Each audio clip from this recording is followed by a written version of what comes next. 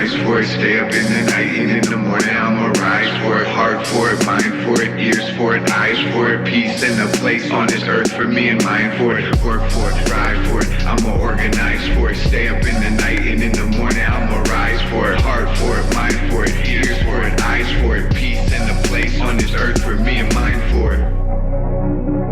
Hey, peace. Thanks for tuning in. We want to open up today's show by speaking directly to you. You, yes, you. I want to say thank you. Thank you for tuning in to the Money, Power, Land, Solidarity podcast. This project has been challenging. It's really the culmination of years worth of writing and thinking and showing up to meetings and reflecting. A lot of people have put work that is manifesting itself into this project.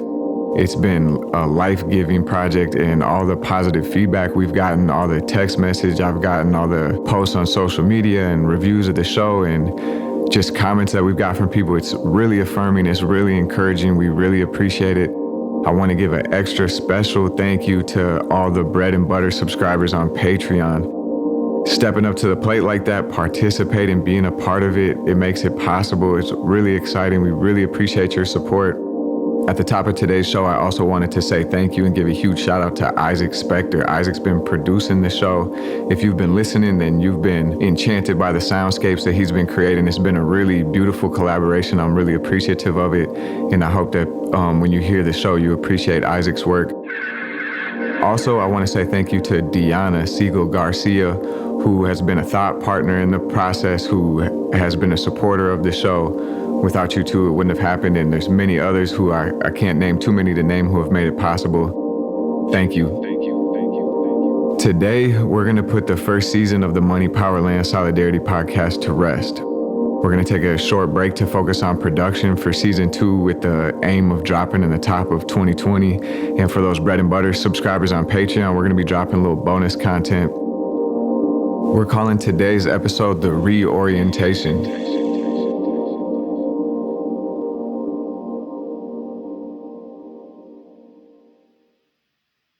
The goal of this show is to use the redevelopment of the former shipping port Upper Harbor Terminal, 48 acres of city-owned land in North Minneapolis, to use that redevelopment as a window into the political economy of gentrification.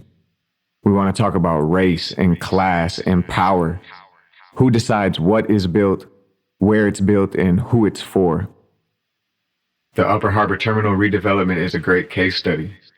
A real-time opportunity to see how the capitalist real estate economy works, who benefits and who is displaced, what's the function of the city government, and how can we intervene. Beyond critique, the Upper Harbor Terminal is a chance for us to organize for a positive vision. What would a socialist development look like on that plot? How could we apply the principles of cooperative and collective economics? What would a project truly rooted in racial justice and the redistribution of wealth and power look like? This process is also about lifting up and learning from and being in dialogue with the real working class people who live on that industrial riverfront in North and Northeast Minneapolis, who have been living in the consequences of disinvestment and environmental racism. North Minneapolis, Northeast Minneapolis are not blank slates. The working poor community that raised me in Northeast Minneapolis, the international working class, I believe that we have the solutions. I believe that we have the energy, and I think that we need to be at the center and take power in these situations. It's about the Upper Harbor Terminal, but it's about so much more. We hope this media can help fuel organizing, and we fight like hell and win real benefits for our community at the Upper Harbor Terminal. But we also want to build political consciousness and class consciousness and power so that we can impact developments in the future and impact future public policies and really take control and shape our lives.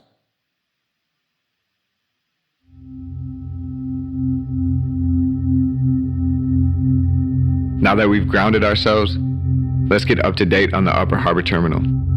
In order to do that, I'm going to rewind a few years and tell an abbreviated story of the development that will get us up to date. In order to do that, I'm relying on a resource that was created by my comrade Mira at the Create Institute, which is working to prevent green gentrification. I'm making some edits and some abbreviations, but I'm linking to the full timeline in the show notes, and I would encourage people to go check out that great resource. Thank you, Mira. Let's go back in time.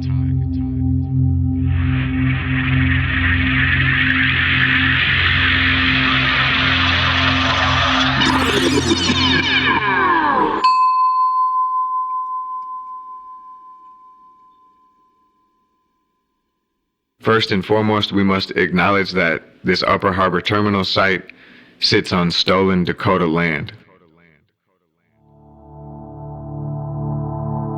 The state of Minnesota was incorporated in 1858 after a campaign of genocide and ethnic cleansing that exiled the Dakota people and made it illegal to live in their homeland. The Upper Harbor Terminal development is part of a continuous project of settler colonialism. This is a reality we won't look away from. We will continue to confront in season 2. After being taken from the Dakota, the land at the Upper Harbor Terminal served various functions that we're not going to get into here, other than to say in 1968, it opened as a city-owned industrial barge port, and from 1968 until 2015, it served that purpose. It closed as a shipping port in 2015 because the lock and dam in the Upper Mississippi were ordered closed by federal authorities in order to prevent the spread of an invasive carp species. The rest of our history will focus on the current development plan. In the year 2014, United Properties Senior Vice President Brandon Champeau first approached the city to propose a major redevelopment project at the Upper Harbor Terminal. Specifically, this included conversations with Ann Calvert, the principal project coordinator with the Community Planning and Economic Development Department, CPED for short, at the City of Minneapolis to discuss the possibility of large-scale industrial development. In 2015, United Properties teamed up with Dana Frank, the owner of First Avenue, to develop a proposal for the Upper Harbor Terminal site. Soon after, United Properties and First Avenue reached out to Ravi Norman, the CEO of Thor Companies, a Black-owned construction and development company, to join their team. According to Brandon Champeau, United Properties and First Avenue felt they needed a credible community partner in order to viably continue development plans. In 2016, the Office of Community Planning and Economic Development, the Minneapolis Park and Recreation Board, jointly released a 19-page RFQ, request for qualifications, soliciting proposals for a complete redevelopment of the Upper Harbor Terminal site. That RFQ was released in August of 2016 with a deadline set for October of 2016. That's a 2-month window to apply. In 2016, United Properties, owned by the billionaire Pohlad family, together with development partners Thor Companies and First Avenue, responded to the RFQ proposal. This was the only development team to respond to the RFQ and submit a proposal to develop the Upper Harbor Terminal. In 2017, the Minneapolis City Council and Park Board selected master developer for the Upper Harbor Terminal site to be United Properties, with First Avenue and Thor Construction working as partners. When selected as master developer in 2017, United Properties entered into an exclusive rights agreement with the city, which guaranteed United Properties control over at least the northern half of the Upper Harbor Terminal site, depending on where the specific park boundary would be drawn. The signing of this exclusive rights agreement between the city and United Properties also put in motion a timeline where the development team would put together their concept plan, their basic overview of what they wanted to happen on the site, to be presented at City Council.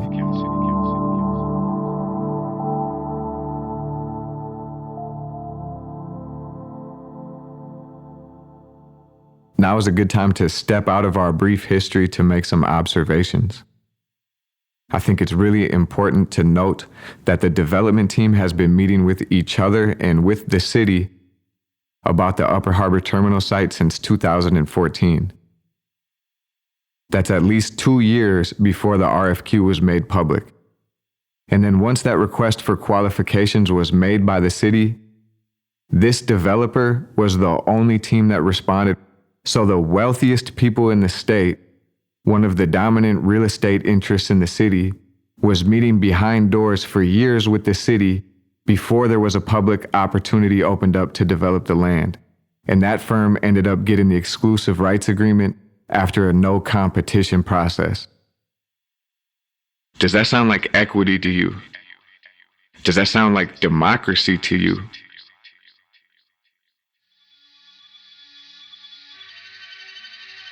It's also important to note that there was community engagement that happened during these years, that happened before these years, and that has happened since.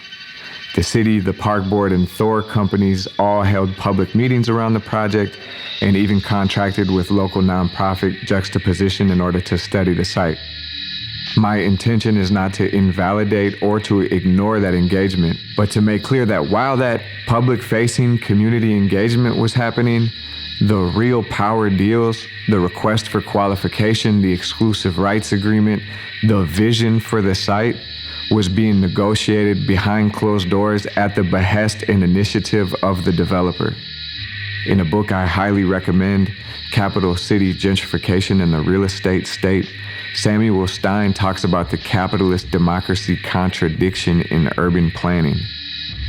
This describes the conundrum of urban planners or nonprofit professionals, even those well-intended, where in our nominal democracy, the city has to present at least an image of democratic participation, but they can never infringe upon the capitalist class's agenda, or they can't question the capitalist claim on property right and property ownership. To me, this capitalist democracy contradiction is a really useful tool for understanding the Upper Harbor Terminal engagement, both during this 2015 to 2018 period and also today. Another way to say it is that the people must have their say, but their options must be severely limited. We're going to talk a lot more about these dynamics to come. Let's jump back into the history.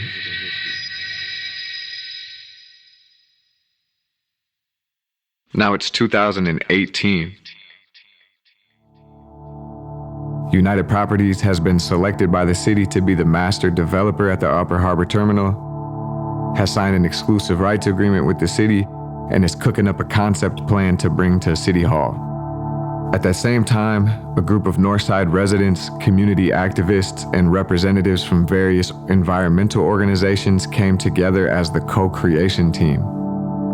The co-creation team rooted their opposition to the development at the Upper Harbor Terminal in values of ecological sustainability and racial justice, citing a lack of transparency, authentic engagement, and agency for the most affected by the development. They also put forward alternative ideas. They were the primary vehicle for public mobilization and pressure on elected officials as the Upper Harbor Terminal concept plan went through City Council. This period, 2018 into 2019, was characterized by mounting community concern around the Upper Harbor Terminal. Folks were coming together and organizing, hosting forums, spreading the word. That pressure led to a delay on the concept plan vote at City Hall from the end of 2018 back into 2019. In response to that community pressure, Northside Council members Philippe Cunningham and Jeremiah Ellison proposed several amendments to the concept plan. Leaving in place the terms of the exclusive rights agreement and the terms of the concept plan, these amendments added values language, including disrupting gentrification and displacement, as well as community ownership. Another of these amendments called for the establishment of a collaborative planning committee. This would be a body of people appointed by the city to be the community representatives at the table with developers during the next phase of the development, as the concept plan got refined into a coordinated plan. This amended concept plan was passed unanimously by the City Council in February of 2019 over the cries of organized community who are asking City Council to vote no on the concept plan and go back to the community for a co-creation process which would produce a new development. The approval of the concept plan initiated the next phase of the development, which would be a year-long process of refining the concept plan into a detailed coordinated plan.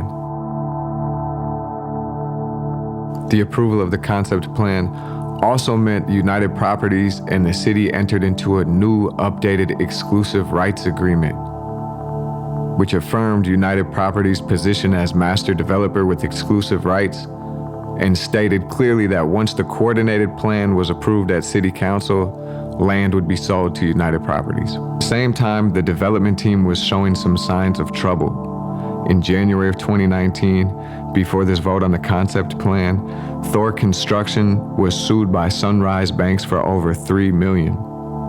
During this period, CEO Ravi Norman left the company, but continued his working relationship with United Properties and First Avenue. April of 2019, after months of troubled speculation, Thor Construction officially folded. Remember the credible community partners that Brandon Champeau and Dana Frank said they needed? All of a sudden, you have the firm who was placed in front of the public as the Black-owned company that was set to profit off of this development is officially out of the game, no longer in existence. How does that work? Ravi Norman, former CEO of Thor Companies, has continued to collaborate with the development team in his new role with Norman Global Enterprises. Despite one of the main developers folding, the development team marched on, and in May of 2019, the City Council appointed 17 people to the Upper Harbor Terminal Collaborative Planning Committee, the CPC. Along with the CPC, the McKnight Foundation stepped in partnership with the city and put $250,000 in play when they awarded a grant to local consultant, the People's Policy Project, and local nonprofit, the Pillsbury United Communities, in order to do community engagement to supplement the CPC meetings. This was the spring of 2019, and this is the same time that we started to work on the Money, Power, Land, Solidarity podcast. This is a project that was born out of organizing. I was involved in that effort to stop the concept plan in February and get it back to community for co-creation. And while the approval of the concept plan was a frustrating blow, I don't think anybody was ready to give up or to quit. In June of 2019, the CPC held its first meeting, and they've roughly met at a schedule of twice a month ever since. I've gone to all of those meetings, and honestly, they've been frustrating and taxing. I want to go back to that concept of the capitalist democracy contradiction here. I think there's good-willed people on the committee and talented people, but my critique is structural. The call from the community that created the pressure to create the CPC was for a new plan, was for new developers, was for shared power with community. And while the CPC is officially titled the community partners on the development, and the rhetoric around it makes it seem like they're the community's voice at the table, their options are severely limited. The committee is not allowed to consider the exclusive rights agreement with United Properties. In fact, some members of the committee didn't know there was an exclusive rights agreement with United Properties as recently as last month. The CPC is not allowed to look at the development and suggest alternative developers or alternative plans. It explicitly states in the concept plan that the CPC is allowed to make comment on the music venue as long as their comments remain between the window of 7,000 to 10,000 seats laid out in the concept plan. The purview given to this committee by the city is extremely limited and does not even get close to addressing the real dynamics of power and wealth and ownership in that concept plan. While these CPC meetings are officially public meetings, there's been no advertisement or promotion on the city's website or social media inviting the public, definitely no deeper engagement and invitation than that, and there's no space in the meeting for public participation or public comment. This CPC is an attempt by the city to stifle and contain activist energy. This is an attempt to manage the capitalist democracy contradiction, and you can see it in real time. Create a committee where the city gets to select the membership and talk about them like partners, but give them severely limited boundaries as to what they can influence. This is a way to check a box of community engagement while never really opening yourself up to different power dynamics or different ownership dynamics. I think it's a fair assessment to say that these meetings thus far have been characterized by confusion. Many committee members have criticisms and questions of the project, and overall the facilitation has been clunky. So much so that the initial timeline established amongst the committee to get their work done has not been met, and as of last night's meeting, they're readjusting and reshaping and trying to reconfigure how they're going to move forward. In addition to these CPC meetings, the McKnight-funded group has been hosting alternative meetings called learning tables. These are 4-hour-long sessions where one particular dynamic of the development is selected for a deep dive. There's been 2 learning tables on housing policy, a learning table on ownership models, a learning table on infrastructure on site. I'd say that these spaces are also defined by this capitalist democracy contradiction. There are talented facilitators and some good information has been placed on the table, and in these meetings, community can actually participate and engage. What's interesting though is that this dynamic continues to rise. For example, at the meeting about ownership models, there's a lot of excitement in the room about cooperative ownership. What could that really look like? But folks in attendance were surprised to hear that while they're considering cooperative ownership models, there's already a legal document, an exclusive rights agreement signed with United Properties that doesn't have anything to do with cooperatives, that transfers public ownership into the hands of this large, wealthy, white developer. Spaces like the learning table and CPC are tricky. These are spaces we can't necessarily disengage from. We have to show up and challenge and organize. There's potential in these spaces. There's talented people and earnest conviction. But there's also severe repression. There's also bureaucratic control. What we have to understand is that the city is never going to engage us into justice. In order for us to get justice, to get systems change, we have to organize for our own positive vision. It's made me ask a lot of questions and wrestle with, how do I show up in these spaces that are convened by the owning class, by the capitalist class? When and where do we create our own spaces? As working class people, as oppressed people, call ourselves together, where the boundaries aren't defined by foundations or billion-dollar developers or city bureaucrats.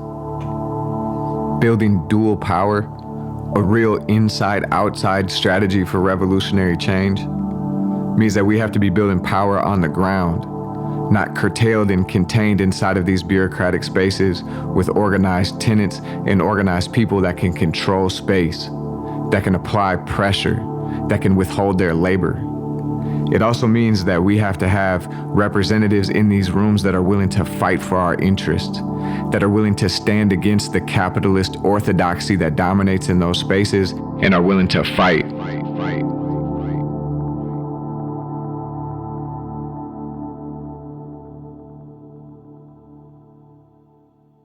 That pretty much brings us to today, November 2019.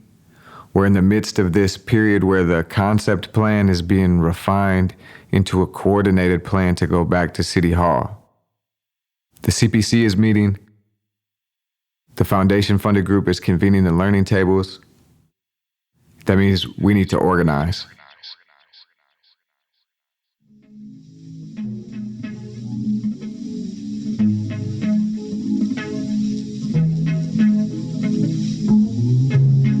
The overall timeline is still for the coordinated plan to be brought before City Hall probably in March of 2020. That means we got a few months to continue to raise awareness, raise consciousness, and bring people together to interject the voice of working class people into these development processes that billionaire developers and city bureaucrats think belongs to them. There's a lot of perspectives for the site. There's a lot of plans for the site. I want to respect all of those and be in dialogue with them. I want to offer here 3 demands that I think could be unifying and could form the spine for a movement this winter. Number 1, cancel that exclusive rights agreement with United Properties. There is no excuse to transfer public wealth in North Minneapolis into the hands of white billionaires. Number 2, keep the land public. What's clear and has been affirmed this summer in these meetings is that whoever owns the land is in the power position. Keep that land public. 3, initiate the co-creation phase. The city and the foundations have a responsibility to go back to the community and find the best ideas, find the alternative development plans, bring people together and bring some of those alternatives to scale. We could really do something special with this land. We could really do something different. I gotta say also, even now I'm recognizing before we get that far, we gotta go back to the drawing board and really talk about who owns this land in the first place. Has there been serious consideration about native ownership of this land? I don't think that should be brushed aside. I think that pretty much gets us up to speed. This has been a blast. We want to say thank you again for tuning into the Money, Power, Land, Solidarity podcast. There's so much more that we haven't covered that's coming up in season 2. We're going to talk about the proposed music venue at the Upper Harbor Terminal. We haven't got into that much. We're going to follow up on our episodes around the GAF Shingles Factory and Northern Meadows Recycling. We're going to do the Oligarchs Next Door Part 2 and dig deeper into the political economy of Minnesota. We're going to talk about housing. We're going to talk about the river. We're going to have some exciting interviews, and we're going to keep tracking this process. Pay attention to the feed even when we're on break. We're going to start posting invitations to meetings. We're going to start offering more opportunity for folks to show up. We can think about it and talk about it all we want, but nothing replaces the experience of being out there with people in real time building power. Now's a great time to jump on that Patreon. Now's a great time to leave a comment, rate the show, help to build it. We really appreciate you. Can't wait to see you out there in the field. Money,